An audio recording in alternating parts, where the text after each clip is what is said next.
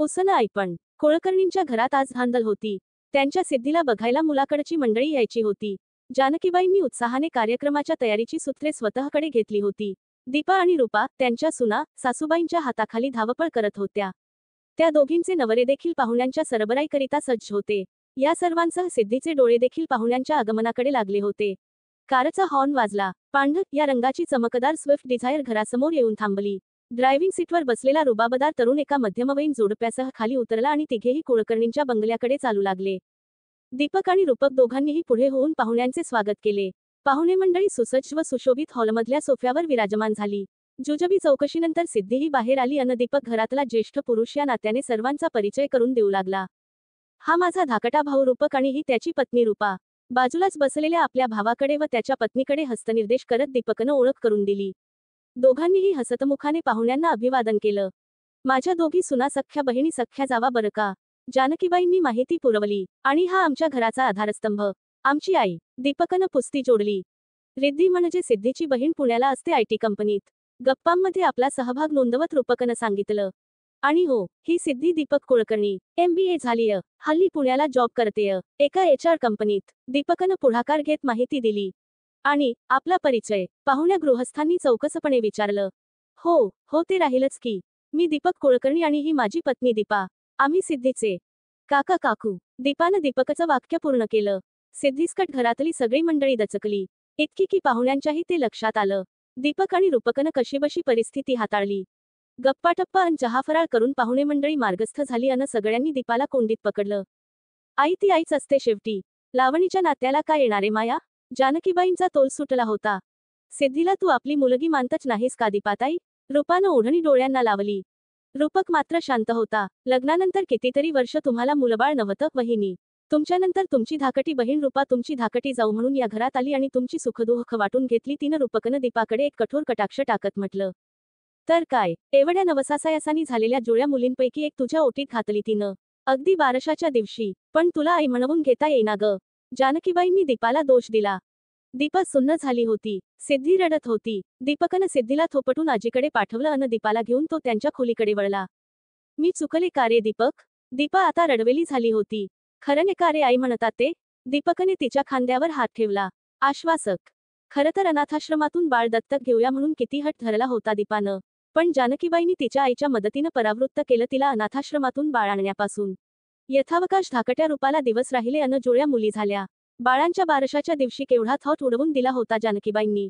गावजेवण घातलं होतं. जुळ्या मुलींचा पाळणा जातीने सजवला होता. किती पाहुणे होते घरात सासरचे अन माहेरचेही. दीपारूपाची आई आली होती. तिनं हळूच दीपाच्या कानात सांगितलं, तू आपली मागे मागेच रहा हो समारंभात. रुपेची ओटी भरायला पुढे पुढे करू नकोस. लेकुरवाळी लागते ओटी भरायला. माझा विश्वास नाही हो असल्या गोष्टींवर. पण तुमच्या सासरच्यांचं काय सांगावं बाई. तुझा अपमान झालेला नाही आवडणार मला. आईला काय म्हणायचंय ते दीपाला कळून चुकलं. दीपाला मागे मागे राहताना बघून रूपाच्याही ते लक्षात आलं अन तिनं चटकन देवघरात पाठ मांडला. दीपाला पाटावर बसवून कुंकू लावलं आणि दुपट्यात गुंडाळलेलं अंगठा चोखात आजीच्या मांडीवर पहुडलेलं एक मुठकुळं आणून तिच्या मांडीवर ठेवत म्हटलं, आजपासून ही तुझी. खरं तर दीपा किती हरखून गेली होती. पण अचानक कोसळलेलं हे ऐपण. भांबावून गेली होती ती. जानकीबाईंनी सावरलं तिला. गुणाची ग माझी रूपा म्हणत अलाबला घेतली रूपाची त्यांनी. संध्याकाळ होत आली. बाळांना पाळण्यात घालायचं म्हणून शेजारपाजारच्या बायका जमल्या. रूपे, केतकी नाव ठेवूया का ग हिचं. केतकीसारख्या वर्णाच्या गोंडस बाळाकडे बघत दीपा उद्गारली. अगं नको, रिद्धी, सिद्धी छान जोडीची नावं आहेत बघ. रूपकनं सगळी सजावट केली ह्याच नावांच्या जोडीची. बरं. रूपाने आज दाखवलेल्या समजूतदारपणापुढे दीपाची इच्छा अगदीच थिटी होती.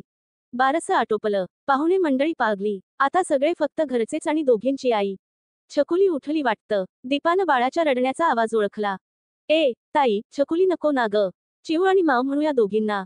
छान आहे की नाही. रूपा स्वतःच्या कल्पनेवर खुश होती. बरं. दीपा उठली. सिद्धीनं लंगोटोला केला होता. तो बदलून ती स्वयंपाकघराकडे वळू लागली. तुला आवडली नाहीत का नावताई. चिऊ आणि माव. अगं, छान आहेत की. रूपाने केलेला त्याग इतका मोठा होता की दीपा त्या ऋणाची उतराय होणे शक्यच नव्हतं. दोघी बाळ आईचं दूध पित आहेत तोवर तरी बाळांनी रूपाजवळ झोपावं. ह्यावर दोघी आयांचं एकमत झालं होतं. बरोबरच होतं. शेवटी तिनं उसनं घेतलेलं ऐपण बाळाला दूध थोडंच पाजणार होतं. रिद्धिसिद्धीच्या वर्षाच्या वाढदिवसालाही जानकीबाईंनी मोठा थॉट उडवून दिला. दीपानं रिद्धिसिद्धीसाठी फ्रॉक आणले. सिद्धीसाठी सिंड्रेलासारखा फ्रॉक आणि रिद्धिसाठी वेगळ्या पद्धतीचा. पण रुपा म्हणाली, अगं दोघींनाही सारखेच कपडे घालूया. मी आणले आहेत. छान आहेत की नाही? रुपानं 2 बॉक्सेस मधून 2 सारखे फ्रॉक काढत म्हटलं. रुपासोबत दोघी आयांचं बहुमत होतं. मग सिद्धीनं दीपा आणि दीपक बरोबर केक कापला आणि रिद्धीनं रुपा आणि रूपक बरोबर. तिघांचं फोटो सेशनही रंगलं. काही दिवसांतच दीपकची बदली झाली मुंबईला. आई, सिद्धी आता 1 वर्षाची झाली. आम्ही तिला घेऊन जाऊ मुंबईला? दीपानं अधीरतेने विचारलं. नको ग बाई, तुला काही तिला एकटीनं सांभाळता यायचं नाही. नेहमी आम्ही असतो ना सोबतीला. जानकीबाईंनी काळजी व्यक्त केली. आई, मला संधीच कुठे मिळाली अशी? मी छान सांभाळीन तिला. तिनं अपेक्षेने रूपाकडे बघितलं. माझी काही हरकत नाही ग ताई. माझा विश्वास आहे तुझ्यावर, पण रिद्धीला सवय झाली ग सिद्धीची. जरा वेळ दिसली नाही की कावरीबावरी होते. दीपा अन दीपक दोघेच बदलीच्या गावी निघून गेले. रूपानं दोघींनाही आई म्हणायला शिकवलं. रूपा आई अन दीपा आई. शाळेतही नावं घातली दोघींची रूपानं, सिद्धी दीपक कुलकर्णी अन रिद्धी रूपक कुलकर्णी. दीपाचं मन जरासं शांतावलं. मुली मोठ्या होऊ लागल्या अन दीपक आणि दीपा बदलीच्या गावी विंचवाचं बिऱ्हाड पाठीवर घेऊन फिरू लागले. दर 3 वर्षांनी नवीन ठिकाण. शिक्षणाची आबाळ नको म्हणून सिद्धीनं रूपाजवळच राहावं असं रूपानं ठरवलं. अर्थातच दोघी आयांच्या समर्थनाने. सिद्धी, सायन्स सगळेच घेतात. तू लिटरेचर घे ना ग. त्यातही खूप स्कोप आहे. दीपानं सांगून बघितलं. अगं नको, तिला सायन्स भारी आवडतं. आणि रिद्धीही सायन्स घेतेय. रूपानंच उत्तर दिलं. दीपा शांतच होती नेहमीप्रमाणे. रूपाच्या त्यागाच्या ऋणातून कशी उतराय होणार होती ती. दीपा आणि दीपक दोघेही बाहेरगावी राहिले, पण गावी सतत येत राहिले. मुलीच्या ओढीने सिद्धीचा खर्च उचलत राहिले. कपडे लत्ते, शिक्षण, दुखणं खुपणं सगळंच. सिद्धीच्या लग्नाची तरतूदही करून ठेवली होती त्यांनी. आज सिद्धीला बघायला पाहुणे येऊन गेले. पण दीपाच्या डोळ्यांसमोरून भूतकाळ चित्रपटासारखा झझार सरकून गेला. आपण महिन्यातून एकदा गावी यायचो ते सिद्धीच्या ओढीनं.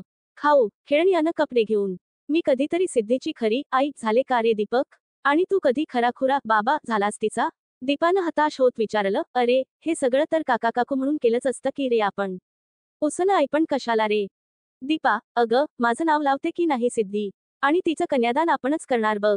दीपक तिची समजूत काढण्याचा प्रयत्न करू लागला. हा काय व्यवहार आहे का दीपक? तिनं तुझं नाव लावायचं आणि त्याबदल्यात आपण तिचा खर्च उचलायचा.